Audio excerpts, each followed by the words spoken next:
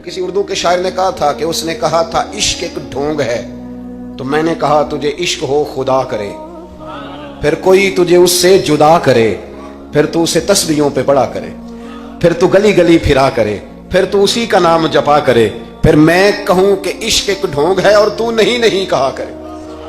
داتا گنج بخش علی حجویری۔ داتا صاحب نے لکھا ہے، یہ آج کل کا جو جدید نوجوان طبقہ ہے وہ ذرا بات جلدی سمجھ جائے گا۔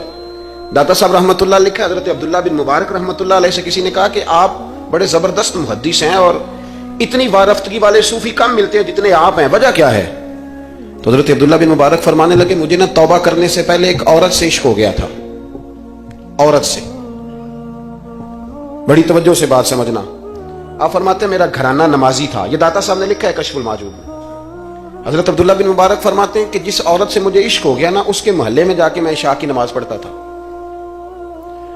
اور پھر ساری رات میں اس کے گھر کے گرد رہتا تھا۔ وہ آدھی رات کو تھوڑی دیر کے لیے چھت پہ آتی تھی، دو ایک باتیں ہوتی تھی، میں لوٹ آتا تھا۔ فرماتے ایک رات میں نے عشاء کی نماز اس کے محلے میں جا کے پڑھی، قاری صاحب نے نا کچھ آیات لمبی پڑھا دی تو مجھے غصہ آیا۔ کہہ دیتے نا لوگ مولویوں نے کام کو نہیں سانتے اور بھی ہیں، تو کہتے ہیں کہ نماز لمبی پڑھا دی تو مجھے غصہ آیا کہ جلدی پڑھاؤ۔ فرماتے ہیں نماز وہاں پڑھی، سخت سردی تھی، رات لمبی تھی، میں اس کے گھر کے گرد جا کے نا تو منڈلانے لگا کیونکہ مجھے اس سے محبت تھی۔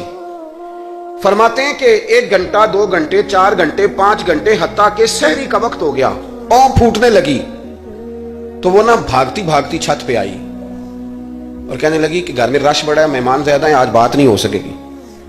کہتے یہ لفظ کہتے وہ نیچے اتر گئی۔ جب میں وہاں سے واپس نکلا تو فجر کی اذان شروع ہو گئی۔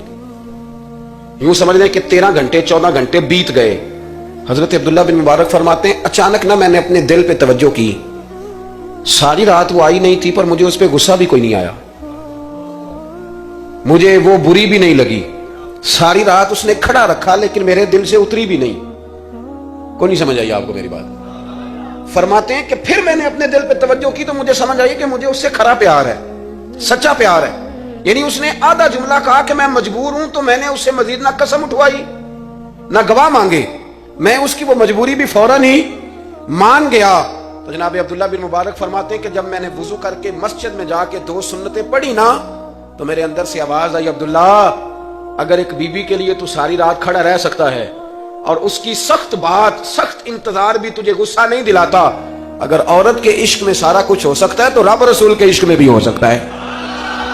پھر ان کی بتائی ہوئی تراویحاں تجھے غصہ نہیں دلائیں گی، پھر ان کا کہا ہوا روزہ تجھے غصہ، پھر تو یہ نہیں کہے گا کہ بڑا مشکل کام ہے جی گرمیاں دے روزے نے، پھر تیری زبان سے کوئی لفظ اس لیے کہ محبوب پر غصہ